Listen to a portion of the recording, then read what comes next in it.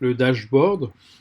Donc dans le dashboard, on retrouve aussi bien les menus en partie centrale que sur le menu rétractable ici, à gauche, et vous avez les statistiques à droite. On va regarder un peu plus en détail. Vous avez l'onglet compte. Donc l'ensemble de l'onglet compte est un onglet qui est portefeuille, qui s'ouvre et qui se referme. OK. Nous avons l'onglet client. L'onglet client, vous avez plusieurs éléments qui sont à l'intérieur. On va le voir lors de la vidéo sur le menu client. Vous avez l'onglet devis, donc pour la création de devis. Vous avez l'onglet facture pour la création de facture. Vous avez l'onglet projet pour tout ce qui est projet, c'est-à-dire qu'en réalité, vous pouvez d'un côté rentrer les estimations, donc les devis qui sont faits, par exemple des devis de travaux, et de l'autre côté, indiquer le prix de vente que vous avez proposé à votre client, et vous allez avoir donc un camembert qui va apparaître ici en partie basse, qui va vous donner donc la différence entre achat et vente si vous voulez. Ici on a également l'onglet tâches. L'onglet tâches, c'est en réalité les tâches qui sont à faire. Voilà, une première fenêtre qui s'ouvre, on peut enregistrer une tâche, donc créer une nouvelle tâche si on le désire. Et on peut également, vous le verrez dans l'onglet tâches, afficher les tâches à faire, etc. Donc la tâche de travail. Les articles, pareil. Donc ici, on a dans l'onglet articles l'ensemble de l'article avec le journal d'inventaire, combien d'articles est rentré, et combien sont sortis, combien sont revenus par exemple, s'il y a des retours. Ok, on continue par l'onglet frais. On parle des frais généraux.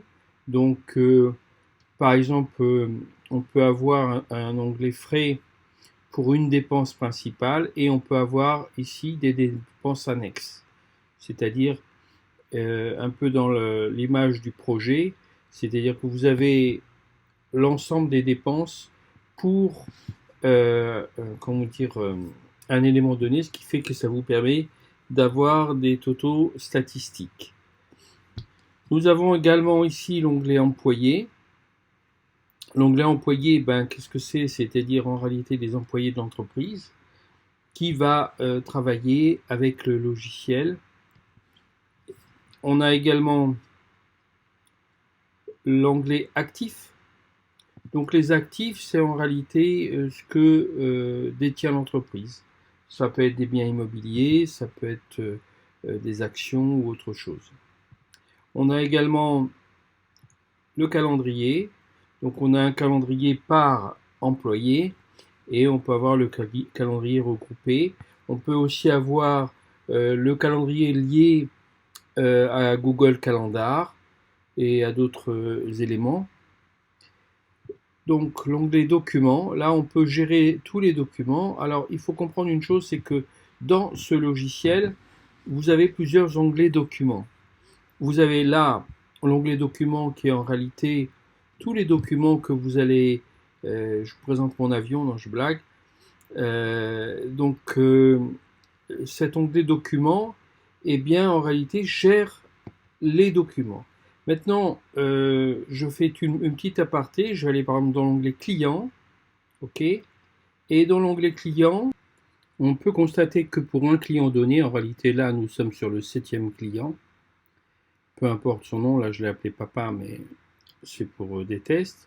On peut avoir par client.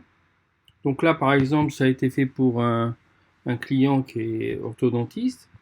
Donc on a radio, clinique, documents. Et à chaque fois, vous avez pour chacun des boutons qui se trouvent à gauche. À droite, vous avez des boutons et vous en avez 10. Donc ce qui fait que par bouton ici, radio, clinique et documents, on a 80 photos, peu importe le format, que ce soit PDF, PNG, que ce soit JPEG ou que ce soit un format Wave si c'est du son, tous les formats sont acceptés.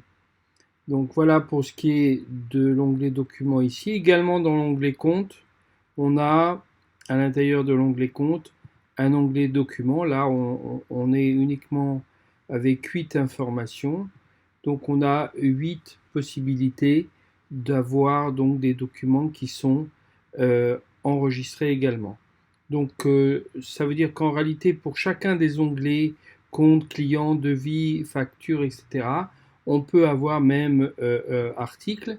Si on va donc dans l'onglet article, donc voilà l'onglet article ici, eh bien on va retrouver toujours la possibilité de stocker des documents.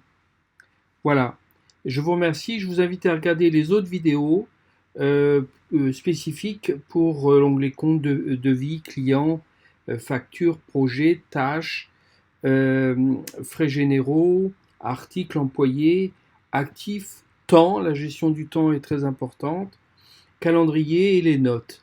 Les notes aussi sont très importantes parce que vous allez voir que sur une seule fiche client, vous allez centraliser l'ensemble des éléments. Je vous montre une ébauche rapidement ici.